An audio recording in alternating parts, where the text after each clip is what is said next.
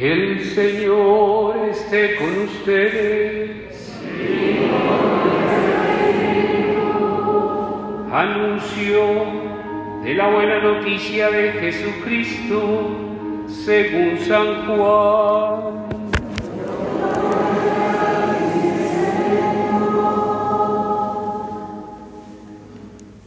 Al anochecer de aquel día, el primero de la semana, estaban los discípulos en una casa con las puertas cerradas por miedo a los judíos. Y en esto entró Jesús, se puso en medio y les dijo: paz a ustedes. Y diciendo esto, les enseñó las manos y el costado. Y los discípulos se llenaron de alegría al ver al Señor. Jesús repitió: paz a ustedes. Como el Padre me ha enviado, así también los envío yo. Y dicho esto, sopló sobre ellos y les dijo: reciban el Espíritu Santo. A quienes les perdonen los pecados, les quedan perdonados, y a quienes se los retengan, les quedan retenidos. Tomás, uno de los 12, llamado el mellizo, no estaba con ellos cuando vino Jesús. Y los otros discípulos le decían: hemos visto al Señor. Pero él les contestó: si no veo en sus manos la señal de los clavos, si no meto el dedo en el agujero de los clavos y no meto la mano en su costado, no lo creo. A los 8 días estaban otra vez dentro los discípulos y Tomás con ellos. Jesús llegó, estando cerradas las puertas, se puso en medio y dijo: paz a ustedes. Luego dijo a Tomás: trae tu dedo. Aquí tienes mis manos, trae tu mano y métela en mi costado, y no seas incrédulo, sino creyente. Contestó Tomás: Señor mío y Dios mío. Jesús le dijo: porque me has visto, has creído. Bienaventurados los que creen sin haber visto. Muchos otros signos que no están escritos en este libro hizo Jesús a la vista de los discípulos. Estos han sido escritos para que crean que Jesús es el Mesías, el Hijo de Dios, y para que creyendo tengan vida en su nombre. Palabra del Señor.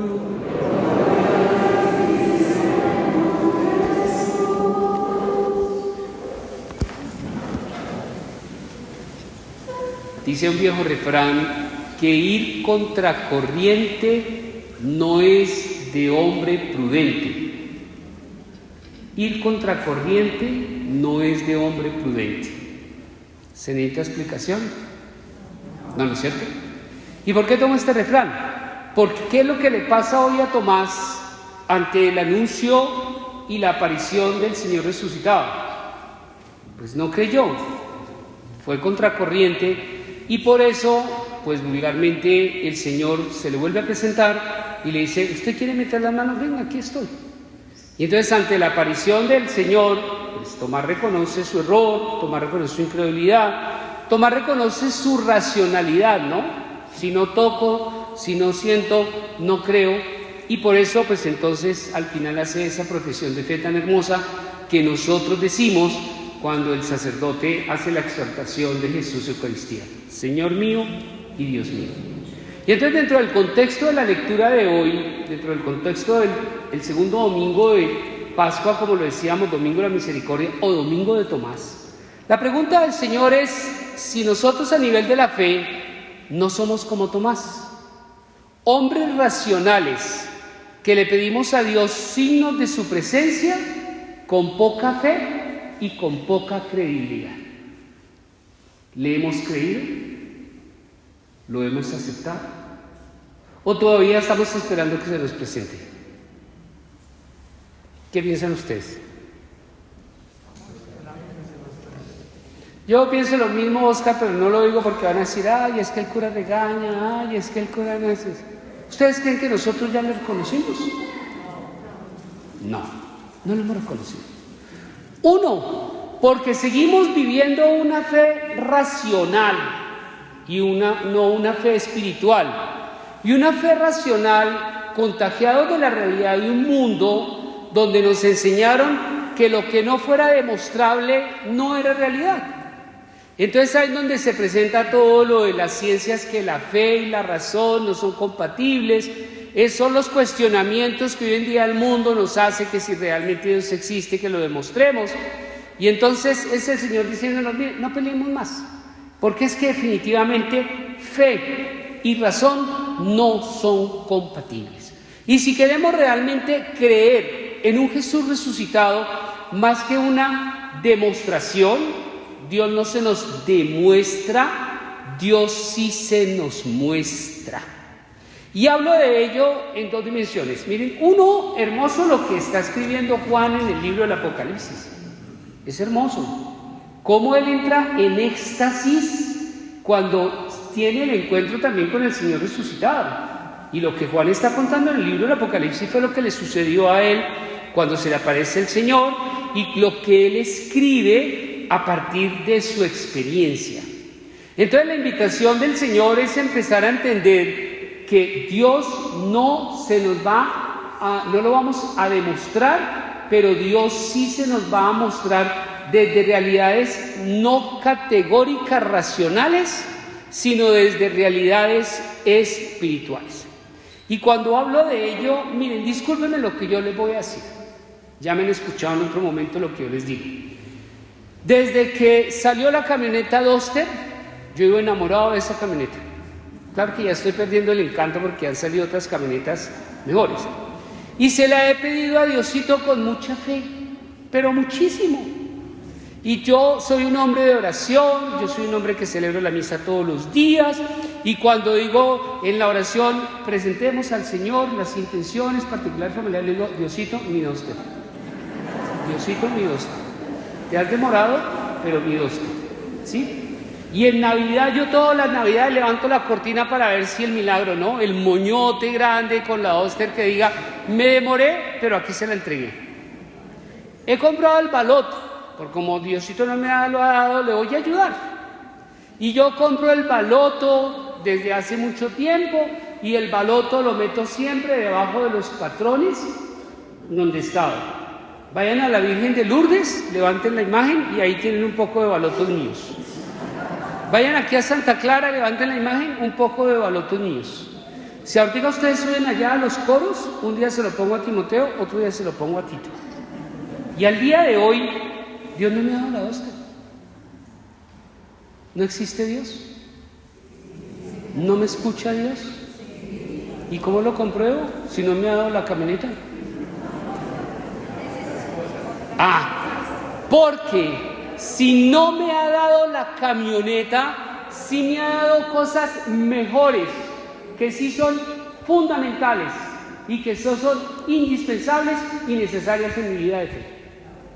¿Cuáles? Salud.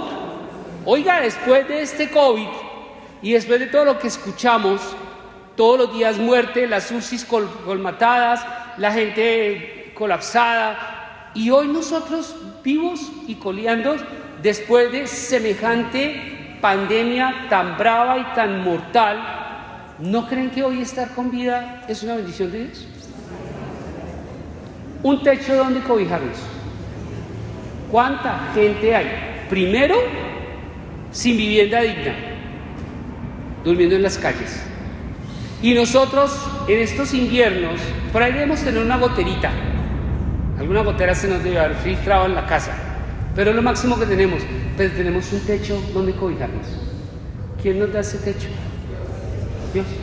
Salud. Miren, solamente les voy a poner un ejemplo.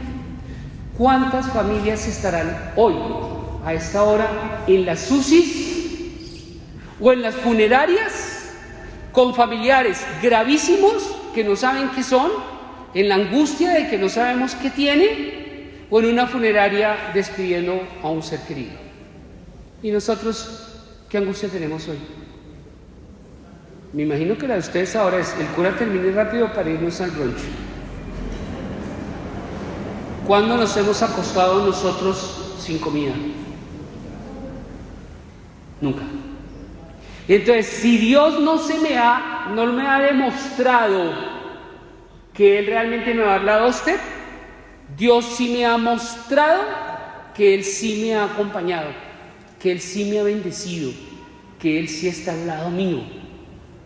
Y entonces ese Señor dice: dejemos de pedirle a Dios signos concretos, dejemos de pedirle a Dios milagros y empecemos a reconocer su presencia, su intervención, que todos los días nos bendice, todos los días nos muestra su infinito amor. Lo que pasa es que somos tan racionales, buscamos cosas materiales y le peleamos por lo material, pero no le agradecemos por las cosas espirituales que el Señor nos da y que sí son necesarias, fundamentales e indispensables para la supervivencia de cada uno de nosotros en medio de un mundo donde uno todos los días se levanta y lo único que tiene que hacer es agradecerle a Dios por lo que nos da, por lo que nos concede.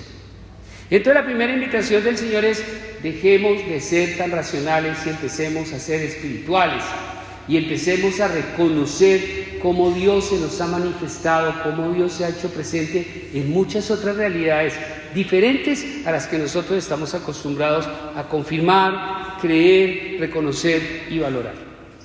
La segunda invitación que nos hace el Señor, entonces, en el Evangelio dice: los envío.